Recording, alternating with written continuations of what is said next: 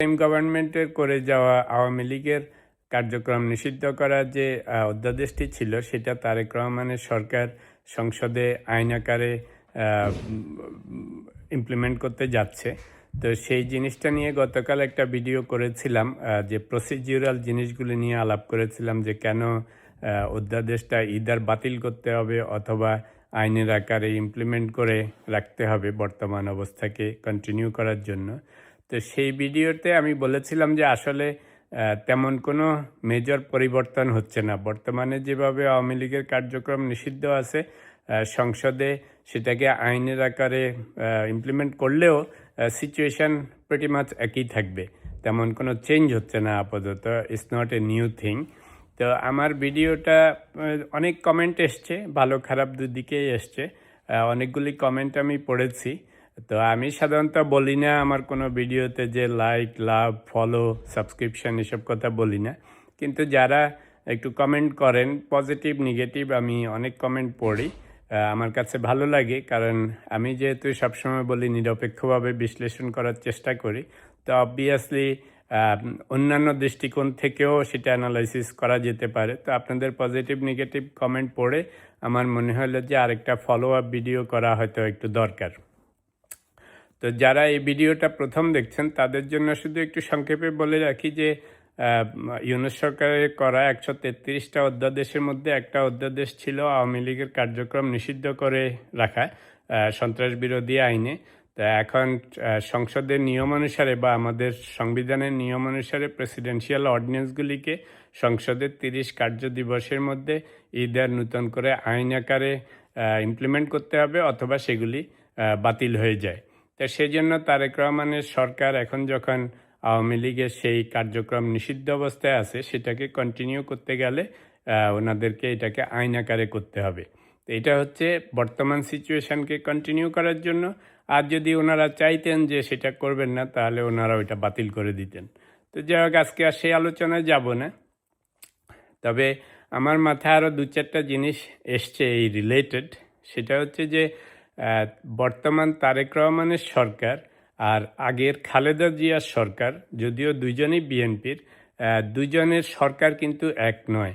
আপনারা জানেন যে বাপমা হলেই যে ছেলে মেয়ে এক্স্যাক্টলি বাপমার মতো হবে তা নয়, তাই না? তো এই বিএনপি, তারেক রহমানের বিএনপিকে আমরা এই প্রথমবার দেখতেছি, তারেক রহমানের সরকারকেও আমরা এই প্রথমবার দেখতেছি। তো খালেদা জিয়া, শেখ হাসিনা এদেরকে আমরা 2-3বার করে দেখেছি। ফলে খালেদা জিয়া, শেখ হাসিনার গভর্নমেন্ট স্টাইল, ওনাদের পার্সোনালিটি, ওনাদের ভাবসাব, ভালো মন্দ আমরা দুটা দেখেছি। তো যেহেতু আমরা 2-4-5 বছর 10 বছর করে ওনাদেরকে দেখেছি, রাজনীতির মাঠে দেখেছি অনেক দিন, তো আমরা কিছুটা আঁচ করতে পারতাম। তারেক রহমান যদিও আগে রাজনীতিতে একটু ইনভলভ ছিল, কিন্তু গত 16-17 বছর তারেক রহমান দেশে ছিলেন না, 1 নম্বর। 2 নম্বর হচ্ছে আগের বার যদিও উনি ক্ষমতার কাছাপিঠে ছিলেন, ইনফ্লুয়েন্সিয়াল পার্সন ছিলেন, কিন্তু খালেদা জিয়া ছিল মেইন। ফলে তখনও আমরা তারেক রহমানের আসল পার্সোনালিটি, ওনার গভর্নমেন্টের স্টাইল সেগুলি আমরা দেখিনি। তো এইবার উনি যখন বিএনপির এখন নূতন বিএনপির চেয়ারম্যান হয়েছেন, উনি গভর্নমেন্ট হেড হয়েছেন, প্রাইম মিনিস্টার হয়েছেন, এই সবই কিন্তু এই প্রথম, এবং মাত্র 2-3 মাস হয়েছে। ইভেন বাংলাদেশে এসছেন উনি ডিসেম্বরে, সেই থেকেও মাত্র 3-4 মাস হয়েছে, রাইট? তো it's not a long time to understand a person. আরেকটা হচ্ছে, আমরা তারেক রহমানকে গত 16-17 বছর দেখি নাই। যতই বলি যে খালি মুখের কথা বললে তো আর বোঝা যাবে না, এই 16 বছর পরে একটা মানুষকে তো আর 3 মাসে বোঝা যাবে না। তা আজকের আলোচনা হচ্ছে এটা, শাস্ত্রে আছে যদি কোনো মানুষকে চিনতে হয়, তার চরিত্র বুঝতে হয়, তার কাজকর্ম বুঝতে হয়, তাহলে তাকে কাজ করতে দিতে হয় এবং কথা বলতে দিতে হয়। যখন কোনো মিটিং মিছিলে বসবেন, যদি কাউকে বুঝতে হয় তাকে ইন্টারাপ্ট করতে হয় না, তাকে সব কথা বলে দিতে হয়। সে যখন গল্প বলা শুরু করে সব শুনতে হয়, কারণ মানুষ বেশি কথা বলতে বলতে একসময় সেটা তার প্যাটার্নটা বোঝা যায়, তার পার্সোনালিটি বোঝা যায়, তার ক্যারেক্টারিস্টিক্স বোঝা যায়। তো এটা এখানে কেন প্রযোজ্য, সেটা হচ্ছে যে তারেক রহমান মাত্র গভর্নমেন্টে এসছে, কয় মাস হয়েছে? 2 মাস হয়েছে বলতে গেলে। তো এই 2 মাসে আপনাদের মনে আছে যে ইন্টারিম গভর্নমেন্টের সময় নানা রকমের ফন্দি ফিকির হয়েছিল। নানা রকমের রাজনীতি হয়েছে, কারা যে জিতবে, কারা ক্ষমতায় যাবে, তারেক রহমানরা দেশে আসবে না না আসবে, নানা রকম ছিল। তারপর রিসেন্টলি আমরা অনেক ডিপ স্টেট কনস্পিরেসির কথা শুনেছি। তারপরে তারেক রহমান যখন আসলো তখনও আমরা অনেক রকম কনস্পিরেসি শুনেছি, দুই দিকেই শুনেছি, যে হয়তো ইন্ডিয়ার সাথে আতাত করে এসছে, আমেরিকার সাথে আতাত করে এসছে, আওয়ামী লীগের সাথে আতাত করে এসছে। আবার আরেক পক্ষ বলে যে বিএনপি, জামাত, ইউনূস গভর্নমেন্টের সাথে আতাত করে এসছে। তো নানা রকমের আতাতের খবর পাওয়া যাচ্ছে, রাইট? তো ওই যে একটু আগে বললাম, যদি কোনো মানুষের চরিত্র বুঝতে হয় তাকে অনেকক্ষণ ধরে কথা বলতে দিতে হয়, ইন্টারাপ্ট করতে হয় না। যখন কিছু বলতে থাকে খালি বলতে দিতেই থাকেন, তখন বুঝতে পারেন। তো এখন তারেক রহমান এই 2-3 মাসে কোন পক্ষের সাথে আতাত করে এসছে, কি করে এসছেন, কোন ডিপ স্টেট কনস্পিরেসি আছে নাকি কোনো কনস্পিরেসি নাই, ওনার নিজের কী ধরনের পার্সোনালিটি, উনি কী ধরনের গভর্নমেন্ট করবেন, কী ধরনের রাজনীতি করবেন, সেগুলি কিন্তু এখনও বোঝার টাইম হয়নি। 2-3 মাসে তো আর বোঝা যাবে না। তো এখন যখন উনি এই যে আওয়ামী লীগকে প্রথম দিকে মনে আছে ইলেকশনের পর বিএনপির অনেক লোকজন ইভেন মনে হচ্ছিল যেন ওদেরকে ছাড় দিচ্ছে, আওয়ামী লীগকে ওদের অফিসের তালা খুলে দিচ্ছে, কিংবা নিজেরা আশেপাশে ছিল ওদেরকে ধরতেছিল না। তারপরে কিছুদিন এটা দেখে আমরা ভেবেছিলাম মনে হয় সেই আতাতের কাহিনী ঠিক কিনা, ইন্ডিয়া আওয়ামী লীগের সাথে আতাত করে এসছে। তারপরে দেখা গেল আবার সিচুয়েশন চেঞ্জ হয়ে গেছে, আবার ওনারা আওয়ামী লীগের প্রতি একটু শক্ত হয়ে গেছেন, রাইট? তো এখন এই যে অধ্যাদেশটাকে আমি কালকে জাস্টিফাই করার চেষ্টা করেছি, অ্যাকচুয়ালি জাস্টিফাই না, আমি সবসময় বলি, আমি নিরপেক্ষভাবে বলি, আইনের দৃষ্টিকোণ থেকে বা ফ্যাক্টস দিয়ে কথা বলি। তো আমার মনে হয়েছে যে যেহেতু সব অর্ডিন্যান্সকে 130 দিনের মধ্যে আপনার হয় বাতিল করতে হবে অথবা ইফেক্টিভ রাখতে হলে আইনে পরিণত করতে হবে। তো অবভিয়াসলি ওনারা এখন ঠিক করেছেন যে এখনই আওয়ামী লীগকে ওনারা ছাড় দিবেন না, এটা আমার ধারণা। তো ফলে ওনারা বলছেন যে তাহলে ওই অধ্যাদেশটাকে রাখতে হলে তো আইন করতেই হবে, সেটা করে যাচ্ছে। তা আমার পয়েন্ট হচ্ছে যে আমরা খালেদা জিয়ার বিএনপিকে চিনতাম, রাইট? কিন্তু তারেক রহমানের বিএনপিকে আমরা এখনও অতটা বুঝতে পারতেছি না। 3 মাসে আপনি বুঝতে পারবেন না, আপনি যতই হন। তারপরে গত 17 বছর ধরে তারেক রহমান সাহেব লন্ডনে ছিলেন। এটা আমার থিওরি যে 17 বছরে ওনার একটাই ফোকাস ছিল, সেটা ছিল রাজনীতি, এবং সেটা ছিল বাংলাদেশের রাজনীতি, বা সাথে উনি ইন্টারন্যাশনাল পলিটিক্স দেখেছেন। তারপরে উনি নিজেকে গড়ে তুলেছেন ওনার মতো করে, যেহেতু ওনার সবসময় খায়েশ ছিল যে উনি রাজনীতিতে ফেরত আসবেন। তো ফলে হয়েছে কি, এই 17 বছরে যে উনি কী ধরনের মানুষ হয়েছেন, কী ধরনের স্ট্র্যাটেজিস্ট হয়েছেন, সেটা তো আমরা এই 3 মাসে বুঝতে পারতেছি না। বাট একটা জিনিস আমরা দেখেছি যে উনি অনেক শান্ত হয়েছেন, কুল হয়েছেন, কালেক্টেড হয়েছেন, স্ট্র্যাটেজিক হয়েছেন, অমায়িক হয়েছেন, নাইস হয়েছেন, কাইন্ড হয়েছেন। কিন্তু প্রশ্ন হচ্ছে, যেটা আমরা 3 মাসে দেখেছি, ওই যে একটু আগে বললাম যে কাউকে যদি অনেকক্ষণ কথা বলতে দেন তাহলে তার চরিত্র বোঝা যাবে। তো 3 মাসে উনি যেটা দেখিয়েছেন, যদি সেটা কন্টিনিউ করে ফর এ লং টাইম, তাহলে বুঝবেন যে এগুলি ওনার সত্যি সত্যি চারিত্রিক বৈশিষ্ট্য, উনি এগুলি ডেভেলপ করেছেন। আর যদি আস্তে আস্তে এগুলি খসে পড়তে থাকে তাহলে বুঝবেন যে এগুলি অনেকটা আসল চরিত্র না।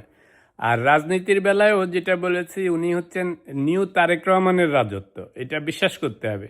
এখন উনি যে কী ধরনের গভর্নমেন্ট চালাবেন, উনি কী ধরনের রাজনীতি চালনা করবেন, সেটা বুঝতে হলে আমাদেরকে আরেকটুখানি ওয়েট করতে হবে। তো প্রথম দিকে ওই যেটা বললাম, আওয়ামী লীগকে একটু পুশ অ্যান্ড পুল করতেছিল, একটু ছেড়ে দিচ্ছিল মনে হচ্ছে, তারপরে আবার এখন পুল করেছে। তো এগুলির পিছনেও নিশ্চয়ই কারণ আছে। তারপরে যত রকমের ডিপ স্টেট কনস্পিরেসি ছিল, তো ওভার টাইম আমরা সেগুলিও বুঝতে পারবো যে আসলেই কি উনি কার সাথে আতাত করে এসছেন। এখনও কিন্তু সলিডলি বোঝা যাচ্ছে না যে আসলে কি কোনো আতাত অ্যাটলও হয়েছিল কিনা। ওই যে বলছিলাম, আমার আশাটা আমার উপর ডিপেন্ড করে না, তো কারো না কারো উপর তো ডিপেন্ড করেছিল। সেই কারো না কারো কে, কারা সেটা ছিল, তো কিছুদিন পরে বুঝতে পারবেন। এখন যেমন এখনও আমি আওয়ামী লীগকে এখনও ওদের কার্যক্রম নিষিদ্ধ করাটাকে সিরিয়াসলি আমি দেখতেছি না। আমার এটা পার্সোনাল ওপিনিয়ন, যে মাত্র 2-3 মাস হয়েছে। আমি কালকেও বলেছি যে খোদ আওয়ামী লীগাররাও হয়তো মনে করবেন না যে এখনই ওনাদেরকে ছেড়ে দিবেন, রাইট? It's a logical. আপনি যদি একটা লজিক্যাল পার্সন হন, আপনি জানবেন যে মাত্র ক্ষমতার পালাবদল হয়েছে, 3 মাসের মধ্যে আপনাদেরকে নিষিদ্ধ থেকে সিদ্ধ করে দিবে, তা তো হবে না। এটা আপনারাও জানেন, আমরাও জানি। কিন্তু লং টার্মে কি করবে তারেক রহমানরা, সেটা আমাদেরকে আর একটু ওয়েট করতে হবে। তবে রাজনীতিতে শেষ কথা বলে কোনো কথা নাই। আপনাদের মনে আছে যে কিছুদিন আগ পর্যন্ত তারেক রহমানরাই দেশে ফেরার উপায় ছিল না। Even until December, beginning of December কেউ জানতো না তারেক রহমান আসতে পারবে কিনা, আসতে দেয়া হবে কিনা। সেই লোক এসে শুধু যে আসছে তা না, উনি he became prime minister within a span of 2 months, right? আচ্ছা, জামায়াতে ইসলামী কিছুদিন পর্যন্ত ব্যান্ড ছিল। তখন সব ওই যে আপনারা বলেন যে ছাত্রলীগের লুঙ্গির তলায় ছিল, কথাটা খারাপ বাট হয়তো কিছুটা সত্যি। তো সেই লুঙ্গির তলার মানুষ এখন দেখেন ওনারা কীরকম শক্তিশালী হয়ে গেছিল। ইউনুস গভর্নমেন্টকে তো জামাত এনসিপি শিবিরাই চালিয়েছে, রাইট? স্বীকার করি বা না করি, তো কীরকম পাওয়ারফুল হয়ে গিয়েছিল। এখন যে আওয়ামী লীগকে মনে হচ্ছে it is almost impossible to rehabilitate. You never know, in couple of years হয়তো সব চেঞ্জ হয়ে ওনারা ভালো হয়ে চলে আসতে পারেন। তারেক রহমান সাহেবের আগে ব্যাড রেপুটেশন ছিল হাওয়া ভবন নিয়ে, খাম্বা তারেক নিয়ে। এখন তো ওনার শত্রুপক্ষ আনলেস রাগ করে বলে, কিন্তু এইগুলো কথাগুলি তো ওনার নামে হবে না। তার মানে হচ্ছে যে রাজনীতি হচ্ছে রাজার নীতি। আমি আপনি যারা এখানে সোশ্যাল মিডিয়ায় টাইম স্পেন্ড করি, মতামত দেই, আমরা হচ্ছে সাধারণ মানুষ। আমার আপনার কথায় খুব বেশি চেঞ্জ হবে না। তো সেই জন্য আমি যদি বলি যে আমি একটু অবজেক্টিভ বা নিরপেক্ষ, অনেকের কাছে মনে হয় আপনার কথাবার্তায় তো সবসময় তো নিরপেক্ষ মনে হয় না, মনে হয় জানি আপনি এক পক্ষকে না এক পক্ষকে একটু বায়াস আছেন। আসলে সত্যি কথা বলতে গেলে, ফ্যাক্টস নিয়ে কথা বলতে গেলেও কিন্তু একটু বায়াসনেস চলে আসে। এখন যেমন আমি আইনের দৃষ্টিতে যেটাকে এক্সপ্লেন করলাম, যে অধ্যাদেশকে আইনে পরিণত না করলে তো যে আওয়ামী লীগের কার্যক্রম যে এখন নিষিদ্ধ আছে সেটা কন্টিনিউ করা যাবে না, এই কথা কিন্তু আইনের দৃষ্টিতে সত্য। কিন্তু এটা হয়তো শোনা যাবে, মনে হবে জানি আমি বিএনপির পক্ষে বলতেছি। আবার আমি যখন বলি যে রাজনীতিতে শেষ কথা বলে কিছু নেই, একসময় জামাত ব্যান্ড ছিল, এখন জামাত কত অ্যাক্টিভ। আমি যখন বলি যে আওয়ামী লীগও এখন ব্যান্ড, হু নোজ, একসময় ওনারাও ফুল সুইং ফেরত আসবেন। তো এখন জামাত বিএনপির লোকেরা আমাকে বলবেন যে আপনি নিশ্চয়ই আওয়ামী লীগের পক্ষে বলতেছেন। আসলে তা না, কারণ সাইক্লিক অর্ডারে দেখেন সবাই ফেরত এসছে। আওয়ামী লীগের শেষের 2-4 বছর বহু লোক বলতো যে বিএনপির আর কোনো চিহ্নও নেই, নিশ্চিহ্ন হয়ে গেছে। কিন্তু আমি তখনও এই কথা বলতাম যে এটা বলেন না, কারণ সময় যখন চেঞ্জ হবে হঠাৎ করে দেখবেন সারা বাংলাদেশে সব বিএনপি। কথা ঠিকই হয়েছে, এখন দেখেন মনে হচ্ছে 90% মানুষ বিএনপি। অথচ আওয়ামী লীগের শেষের দিকে বিএনপিকে দেখাই যেত না। ইভেন আপনার ইন্টারিম গভর্নমেন্টের সময় জামাত এনসিপি শিবির যেরকম দৌরাত্ম্য ছিল, সেই সময়ও মানুষ মনে করছে বিএনপির কাউকে দেখা যাচ্ছে না। The moment Tarique Rahman came back, everything changed.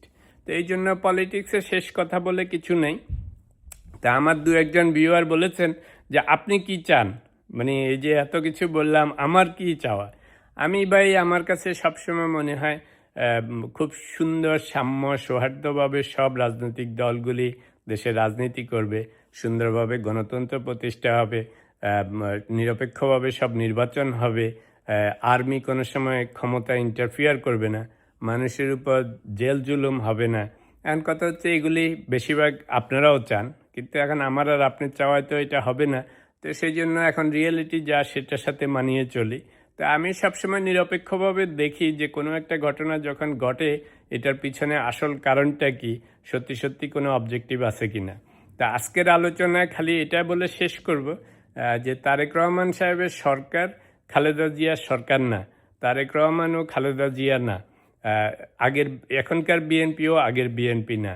তো এখন তারেক রহমানের গভর্নমেন্ট স্টাইল, পার্সোনালিটি সব কিছু বোঝার জন্য আমাদেরকে আরও একটু সময় ব্যয় করতে হবে। প্লাস কোনো ডিপ স্টেট কনস্পিরেসি তখন ছিল কিনা, তারেক রহমানের সাথে তখন কোনো কনস্পিরেসি কারোর সাথে হয়েছিল কিনা, বা কেউ ওনাকে ফ্যাসিলিটেট করেছিলেন কিনা দেশে আসার জন্য, কারণ ওই কথাটা তো একদম মিথ্যা না, উনি নিজেই বলেছিলেন, ওনার উপর ডিপেন্ড করে না। তো কেউ না কেউ তো ওনাকে ফ্যাসিলিটেট করেছেন, সেটা এখন পর্যন্ত পুরোপুরি বোঝা যাচ্ছে না। কারণ উনি এখনও ভারতের সাথেও সম্পর্ক ভালো রাখছেন, চীনের সাথেও রাখতেছে, পাকিস্তানের সাথেও রাখতেছে, আমেরিকার সাথেও রাখতেছে। তো আমরা মনে প্রাণে চাচ্ছি যে একটা সাইড হোক, যে হয় ভারতের সাথে বেশি খাতির দেখাক, কিন্তু সেটা এখনও উনি দেখাচ্ছেন না। উনি এখনও সবার সাথে আছেন, এই জন্য মানুষ ধান্দার মধ্যে আছে যে কার সাথে কারা ওনাকে ফ্যাসিলিটেট করেছেন। তো সেগুলি বোঝার জন্য একটু টাইম লাগবে। তা আমি বলবো যে বর্তমান সিচুয়েশনে ওই যে আওয়ামী লীগের কার্যক্রম নিষিদ্ধ থেকে যে আইনে অধ্যাদেশ থেকে আইনে রূপান্তর করতেছে, আমি এটা নিয়ে খুব বেশি বিচলিত না। এটা বর্তমান অবস্থায় খালি কন্টিনিউ করবে, তারপরে ইভলভিং সিচুয়েশনে বাংলাদেশের রাজনীতি যখন চেঞ্জ হইতে শুরু করবে, অবভিয়াসলি হবে কিছুদিন পরে, তখন যে পদক্ষেপ নেয় সেটা নিয়ে আমরা বুঝবো যে আসলেই উনি কি ধরনের গভর্নমেন্ট এবং কি ধরনের রাজনীতি করতে চান। আপনাদের কি মনে হয়?